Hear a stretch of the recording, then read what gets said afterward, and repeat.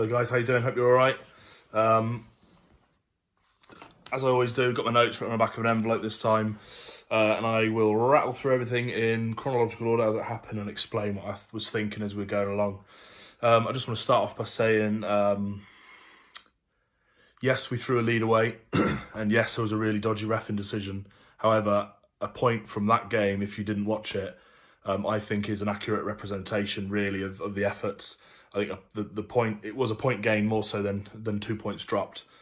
Mansfield should be fuming that they didn't beat us 2 or 3, 1. But yeah, I'll leave it there. I'll rattle through my notes as I always do, and then I'll leave you to enjoy the rest of your weekend. Yeah, so as I always do, we started 7th in the league and Mansfield were 19th.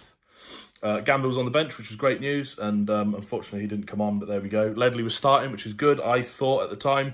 However, after watching the game and his past couple of appearances, he's not really impressed me, which is a shame because he's an absolute superstar signing, and it's just unfortunate he's not made any impact. He really is quite quiet.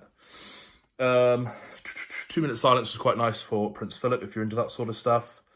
Right, I can't even read my own writing. I had a couple of beers, look. Yeah, okay. We had a really good shot in the opening 60 seconds, and it potentially could have been a different game if that had gone in, but it didn't, and that's fine. Yeah, I just wanted to point out that Labs was on 9 yellow cards. I think he'd get a match ban if he got to 10. So that's something, obviously we only got 7 games left, something to keep in consideration moving forward. Mansfield, yeah, okay, so they had a little shot. It sort of danced on the line for a little bit, and then the ref didn't give it. In my opinion, it went behind the line. It was a goal. I think Townsend saved it with his feet, knocked it back over with his feet. But whatever, don't care. Things like this happen all the time, happen for us and against us. And in League 2, with no VAR and goal line technology and tonk reffing, it's the sort of stuff we've got to deal with. But it went in our favour this time, I think.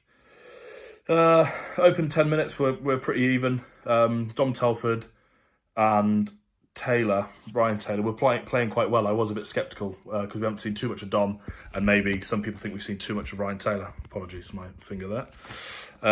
But Taylor was doing okay. His hold-up play was pretty good.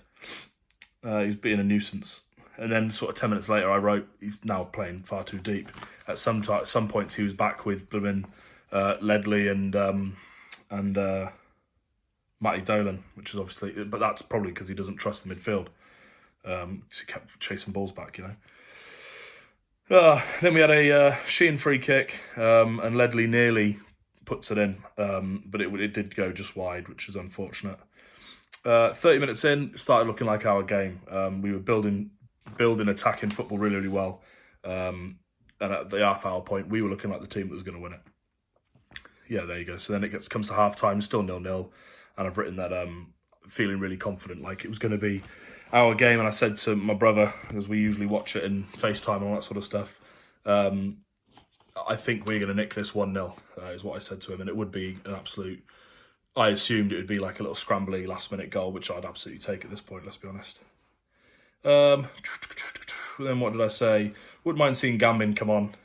Benno probably needed to come off. Not Benno, sorry, Ledley needed to come off, I thought, because like I said a minute ago, he really wasn't up to too much, which is a shame, because like I said, he's an absolute superstar. And I would have liked to have seen Podge come on at some point. It just, you know, when he comes on, he runs his little socks off and he just doesn't stop and he chases every ball. It was just that energy that I felt we needed. But nobody listens to me. What we got here? Yeah, okay, 56th minute. Mansfield absolutely rattle the post. But if you hit the post, it's an off-target shot. So, you know, don't worry too much, I guess. Scrimshaw was unsubbed on shortly after that. And Collins came on, Lewis Collins, and he instantly makes an impact. And he really impressed me the last time he came on too. I think soon enough he's going to potentially work his way into the starting 11 because he is a really good player. I think he's 19, maybe 20 years old. And he plays like someone who's played a couple of seasons in the league instead of, you know, just subbed on for however long in a couple of games. Yeah, okay. So then I said that Mansfield at this point, 72nd minute I think it was, are looking like the more dangerous team. But boy, was I wrong, because 3 minutes later, Lab scores a goal. He robbed it, to be fair. What did I write there? Stole the ball off a player, yeah, blasted it. Kind of straight at the keeper, but it was hard enough and low enough, and their pitch wasn't too good, to be fair, but it was a good shot. The keeper got something on it, but then it just rolled underneath and it went in, which was good, obviously.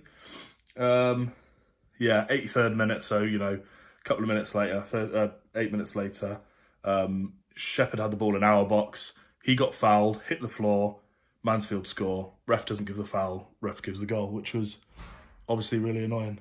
What's that? And then... Yeah, I was sort of feeling... well, yeah, I was hoping for a Matty Dolan goal, but obviously that didn't come because he scored a couple of late goals at Mansfield, hasn't he, or against Mansfield. And I really wanted Podge on for Taylor at this point, because Taylor, as the game went on, started to offer less and less, I think. Labs then got his 10th yellow.